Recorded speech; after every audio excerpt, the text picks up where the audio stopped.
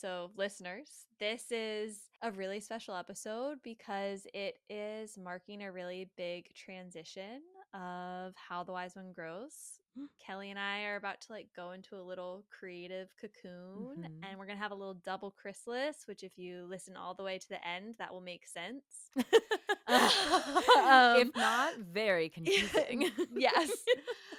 But for those who have been here for how the wise one grows from the very beginning, I started this podcast in 2022 when I was feeling really lost and confused, and I just sat in a closet in the dark with a lantern as my light and did something I had been really scared to do for a long time, but I really wanted to grow and step into, and I really wanted to be intentional about how I was growing. And over the last 3 years, I've just had conversations that have changed my life, heard from so many people who have helped create this podcast and community that have been so impactful, and I have been transformed and really just so grateful for this opportunity and this podcast. And I am so it's so bittersweet because I love what this podcast is coming from, and I am so excited for the way that Kelly and I are evolving it. So if you've been catching on, Kelly's doing the thing with us now. I'm here, bitch. She's here, bitches.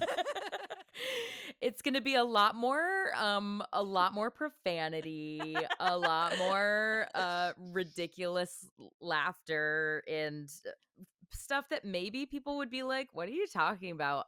Unless they listen to the full episode, and then they'll get it. Then you'll get it. Then you'll No, get it's it. so much more fun. I'm just so excited that we're putting this podcast in our sweet little creative cocoon, and we're going to bloom into some new things. So Yes. we're going to be taking a pause for now while Kelly and I just go into this really cool creative cocoon process together and work on creating the podcast of our mother flippin' dreams with you. We Yes. really want to hear from you. We want you to leave comments on our podcast, send us voice memos, send us emails. All the info will be in the show notes. Follow us on social media.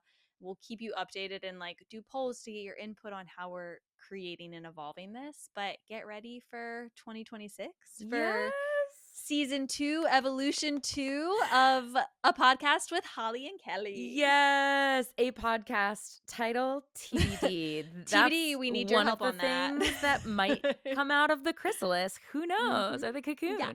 And Be ready for some polls. I want to say I feel so incredibly honored. Tell me why I was just fully tearing up while you're over the last 3 years. I'm like, it's so beautiful. I have loved listening to the podcast, and there have been so many things since long before I was in any way involved in it that I would specifically be like, I'm curious about this topic, and then find that Holly had interviewed someone. We talked specifically about child free and that discussion and all of these things that I'm like, wow, it's so cool. And I'm so excited and honored that what did we decide it was over a year ago when we first, because I think the first thing that we did was you, me, and Emma when we did most embarrassing stories. And Gem of an episode. But truly, I think that was such a beautiful intro, where at the time I was thinking, this is so fun. We're going to have so much fun in the same room doing one episode together. And then we did have so much fun. And then it was like, wait, I kind of want to do more of this. And then we started doing more together. And I'm so excited for what iteration 2, season 2 is going to look like on the other side of that hiatus, because Holly and I have already been scheming and brainstorming, and literally I think we just spent the last hour before recording this being like, wait, I'm writing that down, that should be something in season 2. So very excited to be embarking on this journey. And yes, please send us all of the things, all of the name ideas, all of your embarrassing stories. Why not? All of your things you would love there to be a podcast about and you've never heard one, Send us that ish. We love it. Yeah. And today, you get to listen to us. I actually think it's really fitting to be the transitional episode, because the conversation we had in this episode, listener, that you're about to listen to is so gonna inform us as we move into this like creative cocoon of creating season 2 of the podcast, because we talk all about your creative identity and like what it means to be a creative, like how we create, what structures work, what doesn't work, what limiting beliefs stop us. It is just like such a grounding conversation that I think every creative needs to listen to, and that we will probably need to re-listen to as Yes. we move through this creative process together. Absolutely. Absolutely. And I think even in the episode, like the day that we recorded it, I feel like we both were having some like, oh yeah, what that's so vague, like creativity and creative identity. How do we even begin to like section this down or pare this down and talk about it? And it really was one of the most beautiful, natural, kind of rambling conversations where we just got, the more we were talking, things were clicking and we were like, yes, and this thing. And Mm-hmm. it's just so beautiful. And yeah, I'm really proud of this conversation and also just like this space that we get to share with all of Me you. too. I love you. I I'm love you. excited to tuck our sweet babies into this creative cocoon episode. Creative cocoon friend blanket Burrito. little burrito. It's a creative burrito. Yes. Yes. On today's episode, Holly and Kelly talk about all things creative identity. That's what we're gonna talk about when you listen with your ears. Yeah.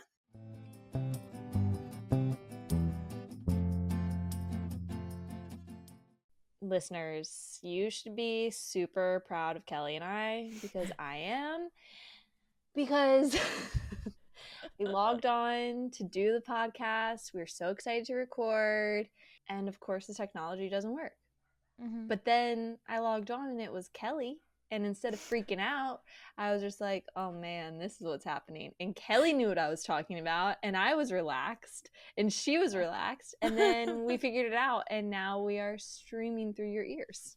We're doing it. We're streaming all the way straight through your ear into your beautiful brain. Into your beautiful brain. I feel like I always thought about specifically the technology side of music and like whatever creative path I was on, and was like, it's so intimidating. And if I don't look and act and talk like the people that I see like interfacing with the technology all the time, then I won't be doing it right. And I Yes. feel like what is literally so silly but beautiful to me, and like honestly just made me so grateful to be here with you, is like we literally figured out a probably really simple technology problem, but we also did it like kind of telepathically and using words like we're Ariel the Little Mermaid, where it's like the thingy-majig and the flugelhopper. If you plug in that to the, and we knew what we meant. and we still got it. I wanted to start a podcast for years before I started this podcast, like so many years. And I just got so wigged out by like, oh, figuring out all this technology and having to edit. I was like, oh, I can't have a podcast because I don't know how to edit stuff, or like I'd have to pay someone. And then I eventually just got over that, and I've learned so much tech and audio stuff. Like I'm not good at it. Like I can do it. I'm not like great at it, but like I know what I'm doing now. And I just learned how to do it, and it opened up this whole door of creativity to me. And I think you're so right though, because like women aren't like doing like represented doing that stuff a lot. So like when I can learn from another woman who and like, just vibe with someone who can like talk to me about it in the same way, like I feel like I can do it. I feel a little more understood. Even just like this medium of having more female voices on a podcast is so important. We just need our voices in more spaces and showing us that yes, we can figure out these things. Your voice is just as valuable. You are just as smart. You can do these things. No one's just really shown you how or communicated it to you in a way that resonates with you. And I love doing this podcast with you because I love that we can have such different ideas generally and still get along. Like I firmly believe that women belong in the kitchen.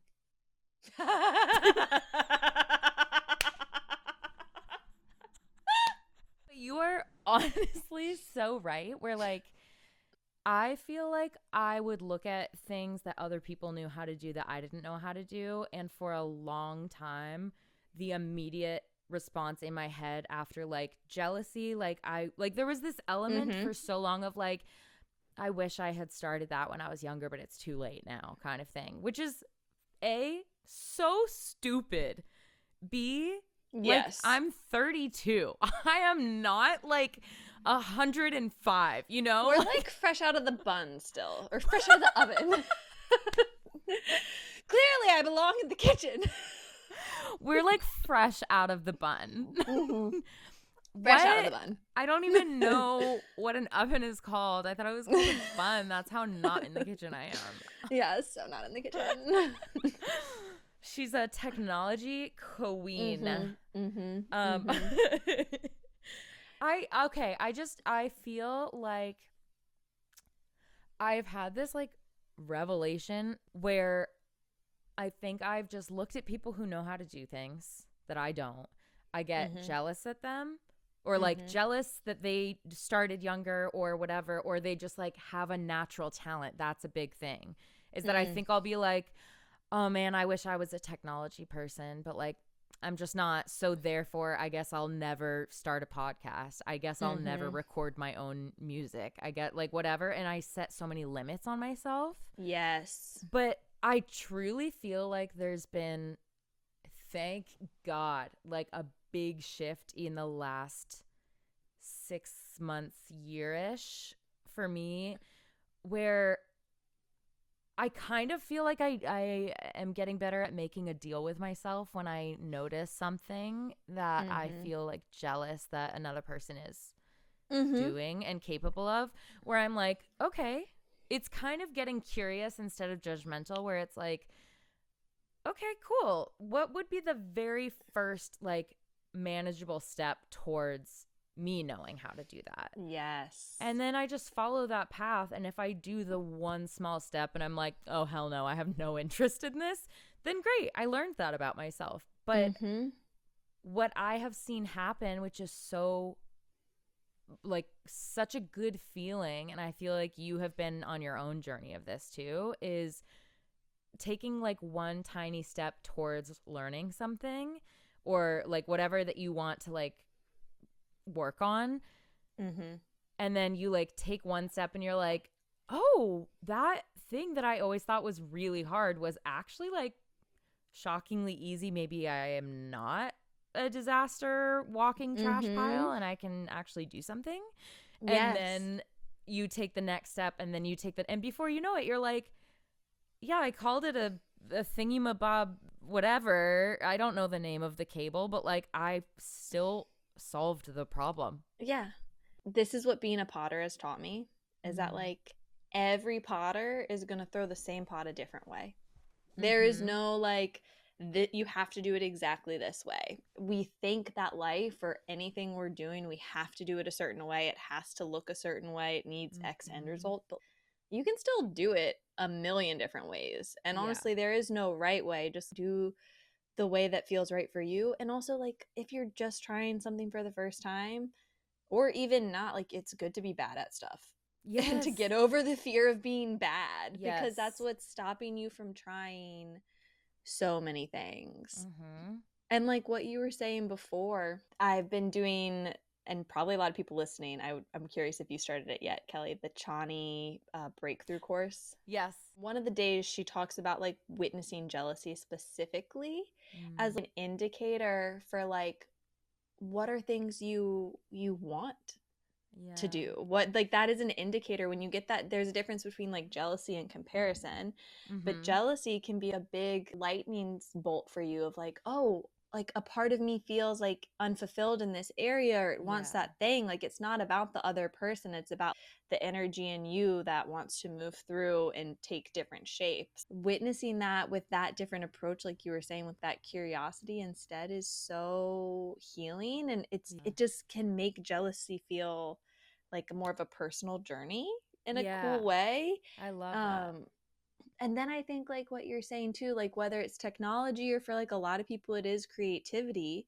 Mhm. that fear of, oh, I don't know how to do that, I'm not good at it. These are Mhm. all the things that stop us from ever starting. Or like once you are like someone who vibes with creativity and you want to do it, but then you're like, well, how do I do it? What does being a creative look like? What does being an artist look like? And I think that same conversation of am I doing it right comes into play so much living and working and trying to make a living as someone Yes. who loves creativity. And it doesn't just have to look like you're an artist who makes your full-time living from their art. And it, for Mhm. most of us, won't look like that. Yeah. I had a conversation with Kate, my sister. She basically talked about like kind of having her own realization epiphany moment of whatever my art is, I can do it in a way where it does become my career and it's like, okay, this is what I'm doing and this is also what I depend on for money. I'm trying to think of the way she said it, but basically she was like, I could like do everything right on paper and also like that might not mean that I am the best artist I can be. Being the best artist and Yes. like writer I can be might look like selling absolutely nothing, like whatever, because I was actually like really like listening to the path that was like, write about this, do this, like explore this Yes. thing. And she was talking about how much amazing art will like never see or hear or read or whatever, but it doesn't mean that the people who made it are not some of the best artists of our time, you know? Yes, and their art still mattered. Like Yes. whatever you make, even if it's bad, the algorithms, the money, none of that actually is indicative of what good art is. Yeah. As a creative or as an artist, really you are. And like Mhm. what is good art for you and why do you want to make? And why do you want creativity or your art practice, your creative practice? Why do you want that to be a part of your life?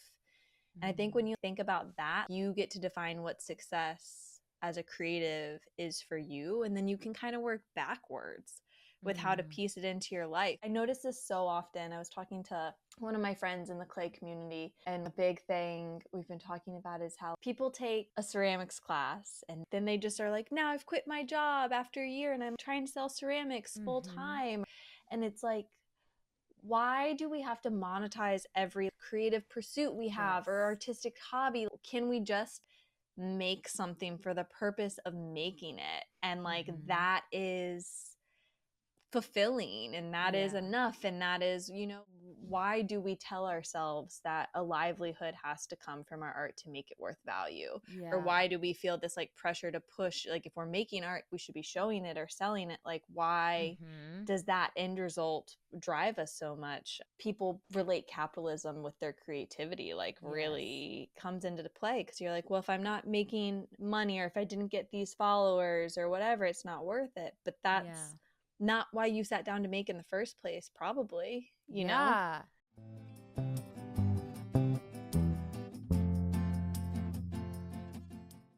Doing art for the sake of doing art at its best is like almost a sensory feeling of like, what do you feel? What was that feeling in your body as maybe a kid or maybe a young adult or maybe a grandma, grandpa, like whatever, however old you Mm-hmm. are? What was the thing that pulled you towards it and like towards creating and towards making? And I feel like that is the thing that so often gets kind of quietly left behind Yes. when you start to monetize your art. And this is actually an interesting thing because part of what we wanted to talk about today is, kind of holding a balance and how you do that between flexibility and rigidity in like Mm-hmm. schedule. And it's so tempting to go to my, full-time day job and then be doing whatever else I'm doing and like be like, oh, this would be so much better if I just like didn't have to work and I could just do this all the time. Mm-hmm. Mm-hmm. And also, I feel like everything in my life up to this point has been a lesson to me in how I work and how I Mm. like feel my most connected to that version of myself that's like the kid like singing for the first time or Mm. whatever, you know? It's such a beautiful gift to get to tap into that feeling. And I think that especially because of, as you said, capitalism and the way our society Mm-hmm. functions, where anything that someone sees that is unique to you, they're like, how can I sell this? How can I Yes. help them sell this? Like, there's so much love and well intention there, but it's like people want you to succeed, and the success looks a very specific way to our society. I feel like in the last 2 years, I went through such a sudden shift of like leaving Nashville, I mean, also mental health was involved, so like was not doing well there.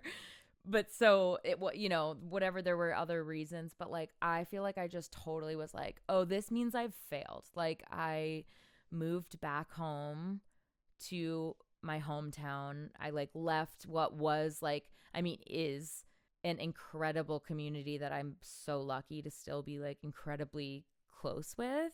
Everything I feel like on paper was showing me like, oh shit, I like gave up. I failed. I'm not going to make it or whatever. And everything that has like shifted in the 2 years since has brought me not only to that feeling of like being a kid and being excited about the thing you're making again, but also having the lived experience to know that I actually work way better with some boundary and some schedule. And like, so now I'm like in a process of treating my creativity and my art like the second job that it is. And but like in a beautiful way where it's like, oh my gosh, I get to split my time between my day job and then doing like following my creative passion. And I feel like just again doing like the one foot in front of the other has been so monumental in me being like, oh, actually I can totally do this. Yeah, I really feel like you've kind of like tapped into your like creative awakening as you've like stepped into this next chapter, like in what on the outside sure could look like, oh, I left like the city where I was pursuing music, but I've seen you Yeah. like step into creating more, pursuing more, like having shows, like putting out new Yeah. songs, like taking these really cool classes. And I feel how inspired you are. And I think that's something we do a lot is we suffocate our creativity with Mm. pressure, whether it's like financial pressure or it's this pressure of perfectionism. I think it was January, maybe February. I did the School of Mm-hmm. Song course with Philip Weinrobe, which was incredible. I'm so obsessed with School of Song. Um, at one point, he was sharing his schedule for a day that he had written down Mm-hmm. when he had, because he's an incredible engineer and producer.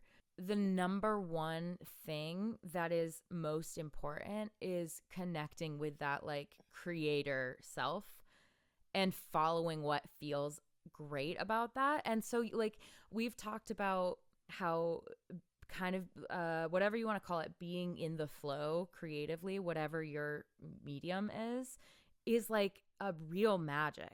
Like it feels like you sometimes you can literally like look at the clock and be like, it's been 6 hours. Like what, like I was just in it, you know? And it's Mm-hmm. so cool. But one thing that I loved so much about the Philip Weinrobe course was that he showed us a schedule that he had written for a weekend when he was recording with an artist. And he was talking about how intensely rigid he is with his schedule about everything surrounding the actual, now we're going to turn the mics on and hit record and record the thing. His point was like the more parameters and boundaries and like everything has like detail and structure to it in the day, except the part where we're actually creating. And that is where you just like let yourself go. That was something where I was like, I love that it's almost, he's almost distracting himself and like the artists that are there with it, where it's like, let's literally have everything else be so controlled and like finely tuned that when it's time to let our creative side be, the more like logistical, stressy editor side is like tired from the day and can like just chill. I mean, like we did that episode with Molly on internal family systems. I think it's episode Mhm. 117. Should totally go listen to it. And they talk about like having a spicy container to like if you have a parameters and Yes. you can bump up against it and like be free, like if Yeah. there's a structure you can be playful, you can be freer, and that structure is necessary for that like sense of Mhm. safety and relaxation and ease, to feel safe to play and create and bump against the edges. So like Mhm. what a beautiful way to honor the analytical part that your creative needs. Like, we need Yeah. that person to get things done, to make things, to put it out there, to make the best work that we can. And Mhm. we need that part to shut the fuck up when it's time to actually create.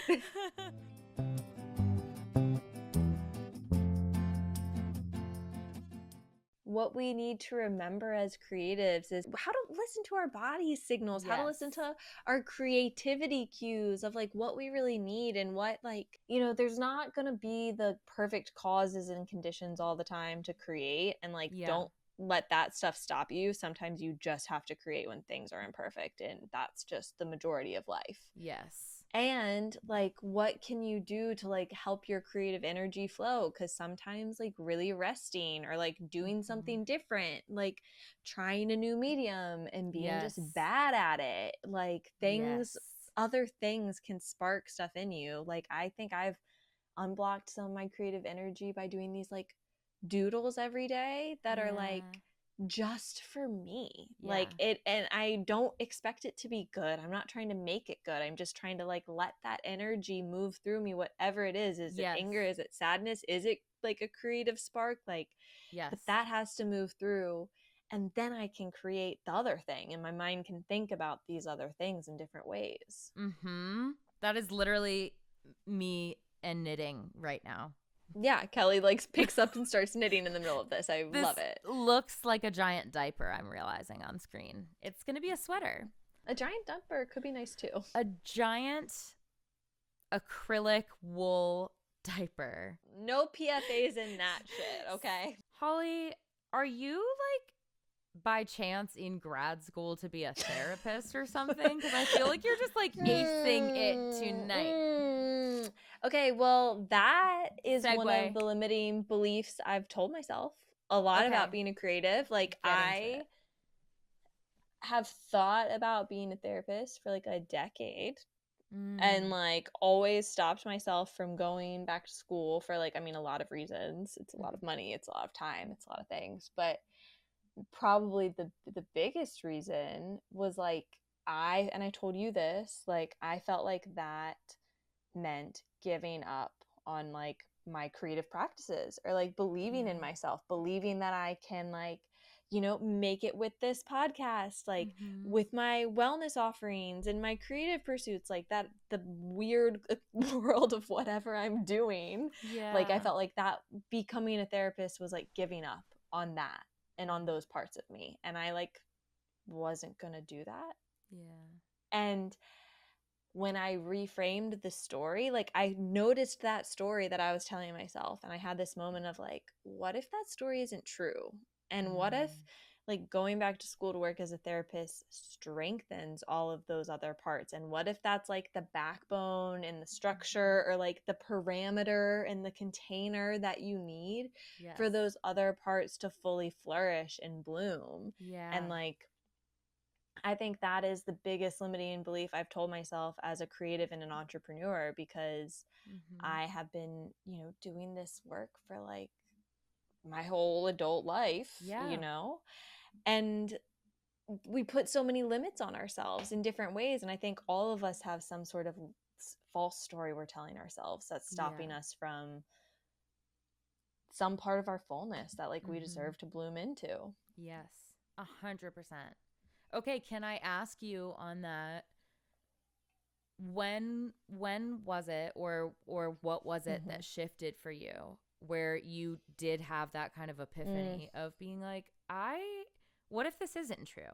I think a lot of it was when I started to like lean into my creativity more without the Mm, pressure as much. Like I had been working full time teaching pottery, like making pottery, teaching yoga, like I got so burnt out and I mhm. didn't want to make anything and I didn't want to get behind the wheel. I didn't want to step on my mat, but I Yeah. had to keep moving to keep sustaining myself. And those were Mm, like my things for my mental well-being. And I took a long time to like step away and like I worked in different ways that were more sustainable for me mhm. and got to give myself back some of those gifts and have fun with it again. And I think from losing it and then coming back to it, it developed stronger roots. And I think Yeah. I've spent the last few years really figuring out how to deepen my roots in my creative practices and my healing practices. And it's in a way where I'm like, they will always be with me and they will Mm, always inform what I do. And I feel so confident in them now yes. and how core and vital they are to me that I'm like, I'll never leave you behind. I Yeah. will never leave you behind. And I Mhm. will always weave you in ways that strengthen what we're doing. And I think I just started to notice what other limiting, like I'd noticed different stories I had about stopping myself from stepping into this next chapter. And Mhm. I don't know, I think I was just feeling creative and confident enough in those areas to look at the situation in a new way. I think my Yeah. creativity helped me see different perspectives of my life and paths in ways that it could wind, Mhm. but I had to be creative about the way I was thinking about it. So when my energy was stuck before, I couldn't even creatively think about the way I wanted my path to unfold. Yeah. The times in my life when I have been most distracted away from creativity with job, with other things that are going on, those are the times that I've been like pulled the most to be creative. I was literally looking through my voice memos in my phone and realizing how many of them from years ago were recorded in the bathroom of the Spice Club in Niantic, Connecticut, where Mm, I worked. Like, I don't know, there was just like there was so much structure around it that I mm-hmm, was like, oh, I want to go create. And it was like stealing little moments, which was so exciting again. mm-hmm. And I feel It's like like having a that. lover, like a little secret lover. It's like Your having a creative lover. lover. Yes. She dips one sweater. She does. She's channeling her Sex in the City, her creative Yeah. Sex in the City. Watch Oh on my YouTube. You're God. missing out. Oh my God. Holly. Holly is coming on to me through the screen. Your creativity is, BB. Oh my God.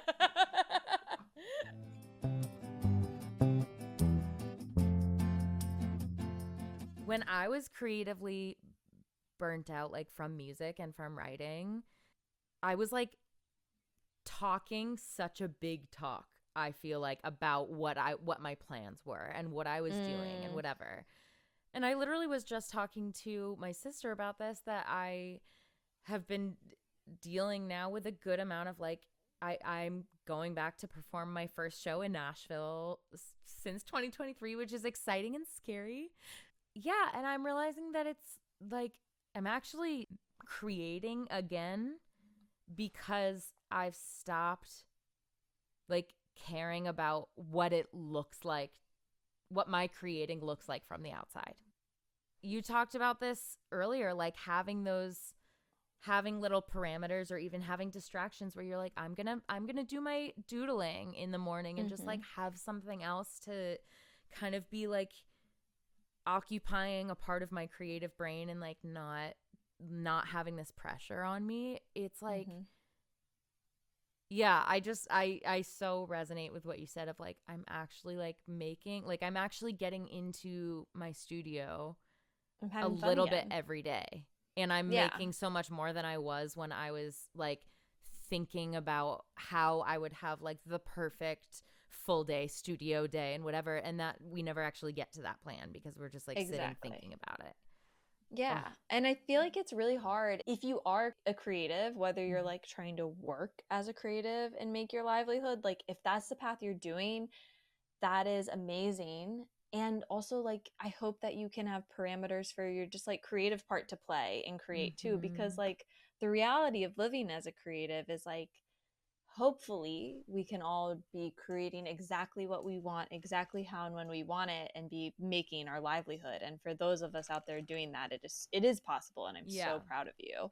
Mm. And it's not always going to be like that on that path, and it might not always look like that for everyone and anyone. And like, if it doesn't look like that for you, which like most people it probably Yeah. didn't when I was doing that, like, you do have to, you have to have like bread and butter, like you have to have something that like provides for you, so that Mhm. you can, like, you got to do what you got to do to survive. And if creating is the way you're doing that, great. But then like let your inner creative out, like give some like space to just play and create, so you can like keep that energy and bring that fullness into the rest of your Mhm. work too, if Yeah. that's how you move through it. Well, like on the other side, if you're someone who like has a like, because you and I have talked a lot about like feeling like, oh well, if I get this type of job, then Mhm. that's giving up on my creativity It's or my saying goodbye. I'll dream. never be this other It's thing. saying Yeah. I'll never be it. But maybe that is what strengthens you to getting to the point of being able to be that thing. Maybe having Mhm. a little bit of like financial fresh air can give you Yes. the space to create and like enliven that spark again, and have the skills and the capacity that you need to like step into that thing fully, if and when Mhm. that's what you yearn to do. But like, I Yeah. don't think saying yes to anything is necessarily saying no to your creativity, if you're like conscious about your reasonings for the choice, and like Mhm. you understand that, and you stop telling yourself the false truths. Like, if you Yes. think that's what that means, then that is what it will mean. Yep. But if you think that it means you're actually like giving your creativity like an oxygen mask, like, and you're gonna like Mm. get stronger, and it's like going to the gym for your creativity, then like you're gonna keep creating in really dope ways. The oxygen mask is such a great analogy for your creativity. I think that's so great. I could be wrong.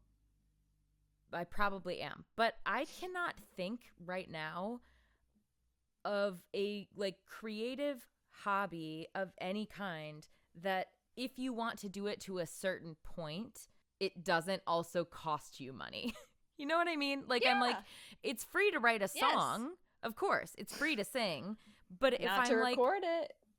and I want to connect with people and I know that Mm-hmm. part of what we talked about at the beginning, like a lot of the times the part of what I want to do with my life of creating and sharing music and performing music, a lot of the times the part that is solitary and it's me writing it, it does not look glamorous, and that is not fun, and that is like the tough thing that like I have to sometimes be like, you're going to sit down and you're going to write for an hour even though you don't feel like Mm-hmm. it, Mm-hmm. because Yes. that's what's going to kickstart something. And like Yes. it's in the artist's way. She talks about making a deal with the creator or the universe or whatever you want to call it, Mm-hmm. and saying, you take care of the quality, I will take care of the quantity. And I Mm. love that so much, because it's like, yeah, just sit down, just get Mm-hmm. into your studio once, get on the wheel once. And I think that anything you want to do creatively probably will also cost you money. So the Yes. idea that you should immediately quit your day job because you're going to be a potter is like this thing that we've been sold of. It's also kind of like it's how the struggling artist has been romanticized in our Yes. society, where it's like, Let's untell that story.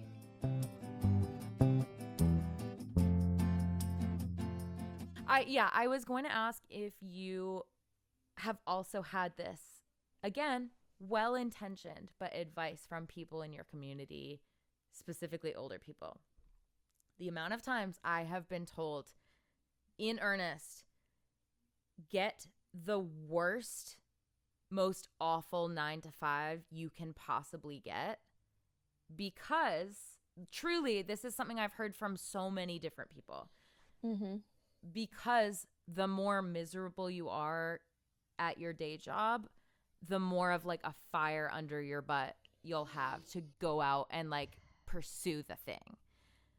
And In my experience, I think that was something that honestly I heard first when I was leaving high school, and then I heard after leaving college and before moving to Nashville. I was getting a lot of that advice. And I feel like I am someone that it never fully rang true, but also in a way where I was like, that doesn't sound comfortable. Mm-hmm. And also, I took shame. I took that with so much shame where I was like, a real artist isn't supposed to need to be comfortable. Like a real artist will Mm. take the shittiest job and write instead of sleep and whatever and all Mm-hmm. this stuff. Mm-hmm. And I'm like, okay, but the reality of me as a human being, let alone a creative Mm-hmm. person, is that if I have the shittiest job possible and the shit, and I make sure that my life is living hell because that's what's Mm-hmm. gonna like motivate me somehow to create, I'm just kind of like, I don't. If that works for you, God bless. Like, enjoy. Don't enjoy, hate it, and then get to a place where you enjoy. Yeah, and you're like, oh, I'm so glad I did that. But Hate for it. me, Yeah. Hate it and if I thrive. made sure my life Yeah. was miserable, that Mm-hmm. is a death sentence to creating anything, because then I'm like, okay, now I'm like literally, and this was my life for so long and like Yes. has only just started not to be, because I think I'm more aware of like I have Mm-hmm. a choice in this and I have agency and it doesn't have to look a certain way. And I Mm-hmm. feel like I have been trying to live to that standard of like the struggling artist, and I'm like trying Mm-hmm. to romanticize like credit card debt and like Mm. barely being Yes, able so to afford sexy. my rent and stuff. And then the reality is I'm like, great, I am sitting on songs that I recorded 5 years ago because I'm like, oh, right, it costs money also to like Mm-hmm. get these like mixed and mastered and then like get a music video and then get them like like whatever. And I'm like, Mm-hmm. oh my gosh, the way that like having some financial freedom in whatever the fuck 9 to 5 you Mm-hmm. want, or whatever is allowed to feel comfortable, by the way, to Yes. you too, so that you feel like your head is not below water, and then you can like you're comfortable in a space where you're like, now I want to create something. Yes, I have learned that my creative girly works best when she is rested, when she is fed, when she is not like you can't be creative if your nervous system can't relax, if you're Yeah. under a constant place of stress, you know? Mhm. And some people, sure, the stages out there, you rock it, baby. I love that for you. But I need the joy. I need the rest. I need the sleep. I need Yeah. the food. My creativity does not work from a place of depletion. It works from a Mm. place of fullness. And that's the space I want to create from. So I have to be deeply devoted to taking care of me to take care of my creativity.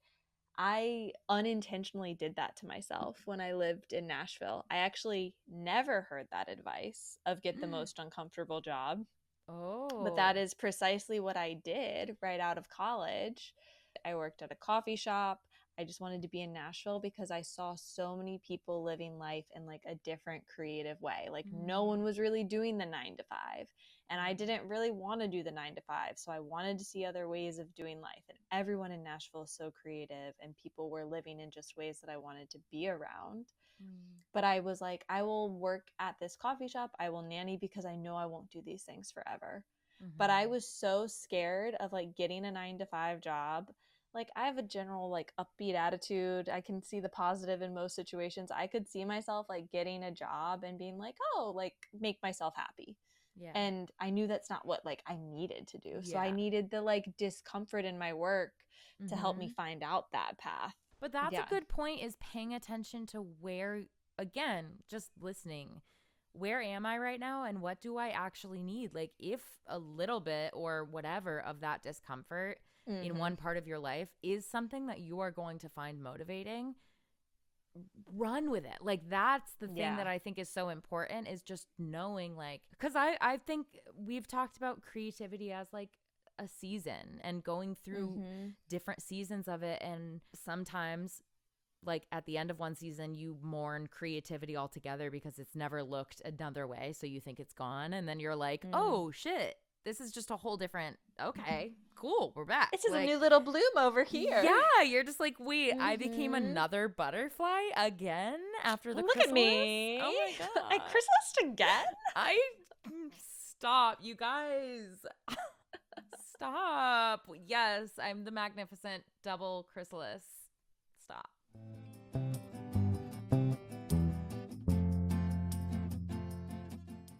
All right, listeners, get ready to have a double chrysalis with us. We're so excited to be back with you all in 2026. Be sure to follow, stay tuned for all the updates. And now we're going to jump into that creative cocoon. Bye. Zzz. It's like a sleeping bag. Yes. Don't disturb us. We're hibernating. Do not disturb. You know what's hilarious about this is that I don't know if you know this about me. This is for everyone. This is a good story for the pod. And a good highlighting example of why we really do need your help, listener, in creating a name is because I'm not sure if I was the one who brought up the idea of chrysalis in that, or if you did, but we really riffed on it. Mm-hmm. And now we're sitting here talking about creative cocoons, and I'm like, yeah, yeah. And the irony of all of this is that I am scared of and really, really dislike anything moth, butterfly. I hate to say it. Oh no. Like, You hate butterflies? I don't hate them. Oh my And god. I will be, Kelly. here's the thing. I will say I am really not a fan. I really get freaked out by moths. Like, I really am not. I feel like itchy in my spine about moths the way that some people do about like worms or spiders. Yeah, so listener, maybe not anything cocoon related. Kelly's like, cannot name it my greatest fear. Or maybe we must. Or must we? Okay, well, yes. Give us a follow on Instagram, on Spotify, all the places, and we will we'll keep you in the loop as we figure out what we're doing. Yeah, stay tuned. See what we make. 2026 is gonna be a big yeah for Hallie and Kelly. Did you notice that I almost said Hallie and Collie? Yeah. Yeah. Yeah.